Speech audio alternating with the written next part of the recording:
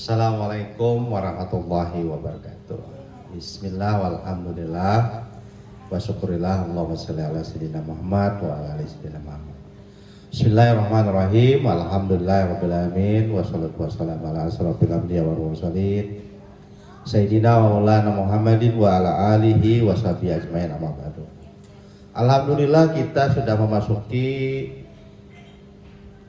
hari Kamis malam Jumat, malam dimana dimulainya kita melaksanakan puasa Ramadan. Jadi esok kepuasaan kita ini sudah berkat kita meminta doa, minta umur panjang, murah rezeki, dikuatkan iman, disehatkan badan, dan selalu dalam lindungan Allah Subhanahu wa Ta'ala.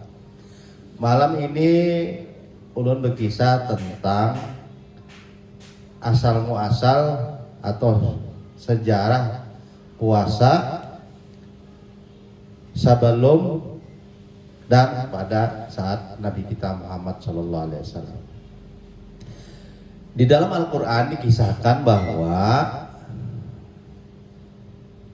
perintah berpuasa itu ada ayatnya. Nah, A'udzubillahiminasyaitonirrajim. Bismillahirrahmanirrahim. Ya ayyuhalladzina amanu kutiba alaikumussyam kama kutiba alal ladzina min qablikum la'alakum tattaqun. Itu dipadahkan bahwa kalau bahasa Indonesianya, hai orang-orang yang beriman, diwajibkan atas kamu berpuasa sebagaimana diwajibkan atas orang-orang sebelum kamu agar kamu bertakwa. Nah, artinya dikisahkan bahwa puasa itu sudah dikerjakan orang-orang sebelum kita hidup atau zaman Nabi. Nah, perintah puasa ini bukan hal yang baru, khususnya dan bagi umat Rasulullah SAW. Hal ini diperintahkan dan telah dilakukan oleh umat-umat terdahulu. Kita tidak mengetahui secara persis tata cara yang dilakukan pada saat zaman-zaman dahulu itu. Tetapi kita bisa menemukan beberapa kisah-kisahnya di dalam kitab. Nah, mungkin kitab yang sudah kita baca sebelum-sebelumnya. Jadi amaliyah puasa merupakan suatu yang dijalankan sejak lama oleh umat manusia. Bahkan, nah, sebenarnya bukan hanya manusia. Dikisahkan di dalam cerita ini bahwa hewan-hewan pun banyak yang melakukan momen puasa tertentu sehingga kadang-kadang menjadi sebuah transformasi pada hewan-hewan tersebut. Di kalangan masyarakat Arab, nah, khususnya kaum Quraisy, kebiasaan berpuasa bukan suatu yang asing bagi mereka. Di dalam Sahih Bukhari sebagaimana diriwayatkan oleh Aisyah radhiyallahu an,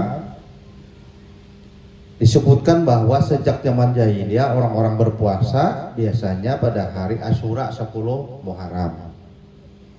Rasulullah juga biasa melakukannya ketika beliau hijrah ke Madinah. Beliau juga memerintahkan kepada kaum muslimin hingga datangnya perintah berpuasa di bulan Ramadan. Nah, kayak kita nih bulan Ramadan. Nah, sejak itu puasa Asyura menjadi suatu yang sunnah bagi kaum muslimin. Ini kisah bagian dari puasa itu. Ternyata ada juga kisah puasa Asyura. Bulan atau puasa di bulan Ramadan ini diperintahkan pada tahun kedua setelah hijrah Nabi kita Muhammad SAW ke Madinah. Pada bulan Ramadan tahun itu juga terjadi perang besar yang pertama di antara kaum muslimin dan musyrikin, yaitu Ghazwah Al-Badar. Nah, ini perlu juga kita perhatikan bahwa kisah-kisahnya seperti itu. Jadi disebutkan bahwa perintah berpuasa di bulan Ramadan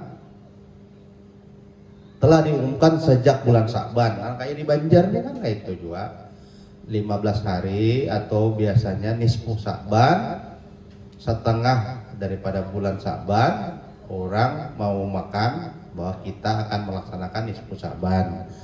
Lalu oleh sebab itu 15 hari lagi nah akan melaksanakan puasa Ramadan.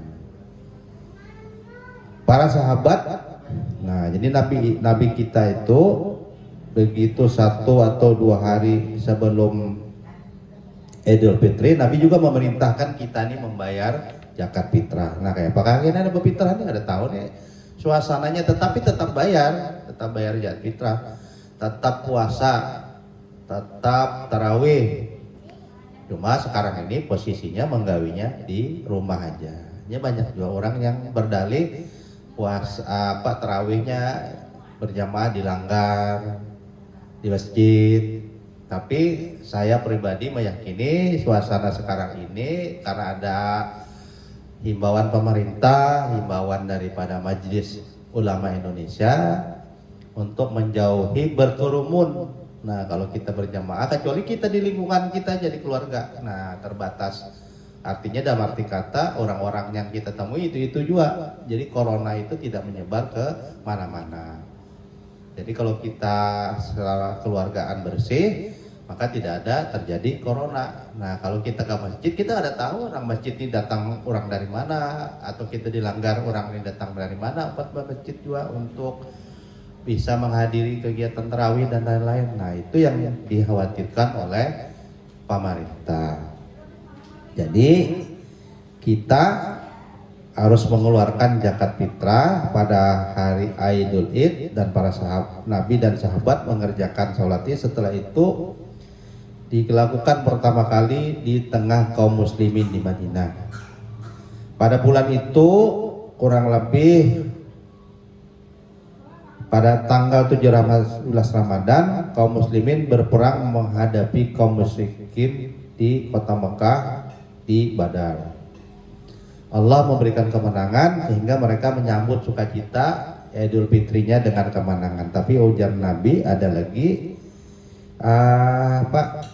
semacam kemenangan yang lain, yaitu kemenangan kalau kita melawan hawa nafsu. Nah, jadi ini perang besar, tapi oleh Nabi ini perang kecil aja. Perang sebujurnya yang paling besar itu adalah perang melawan hawa nafsu. Nah itulah kisahnya,